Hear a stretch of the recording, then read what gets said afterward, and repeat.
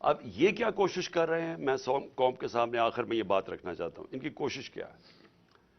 ان کی نمبر 1 کوشش یہ ہے کہ ان کے سارے کرپشن کے کیسز ختم ہوں۔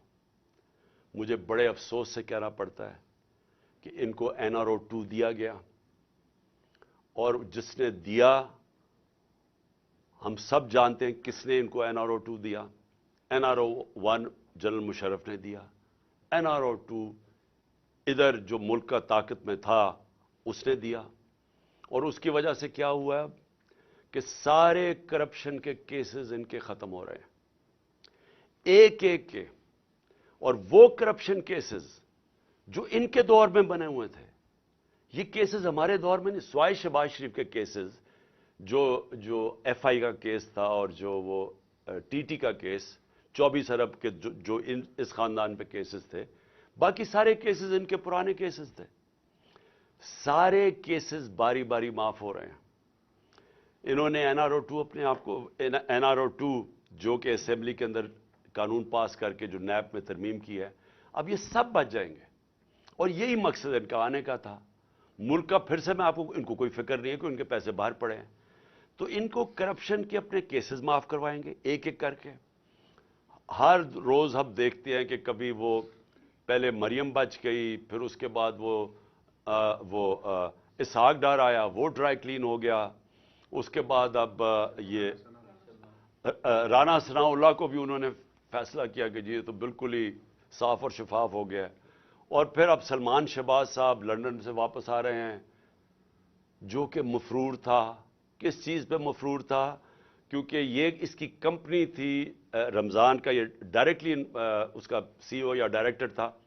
16 ارب روپے کے انہوں نے نوکروں کے نام پہ پیسہ لیا اور ان کی فیملی میں ڈسٹریبیوٹ ہوا۔ کوئی بھی دنیا میں اس کیس میں نہیں بچ سکتا تھا، اور وہ اس لیے ایک دم جب اسے پتا چلا وہ باہر بھاگ گیا، اور اب وہ واپس آ گیا ہے کیونکہ وہ بھی ڈرائی کلین ہوگا۔ 4 گواہ مر چکے ہیں، جیسی ان کی حکومت آئی 4 گواہ اس کیس میں، مقصود چپڑاسی والے کیس میں مر چکے ہیں۔ مقصود چپڑاسی بھی بیچارہ مر چکا ہے، ڈاکٹر رضوان بھی مر چکے ہیں جو انویسٹیگیٹر تھے، تو ادھر سے بھی پاک ہو جائیں گے اب، اس لیے وہ واپس آ گیا ہے۔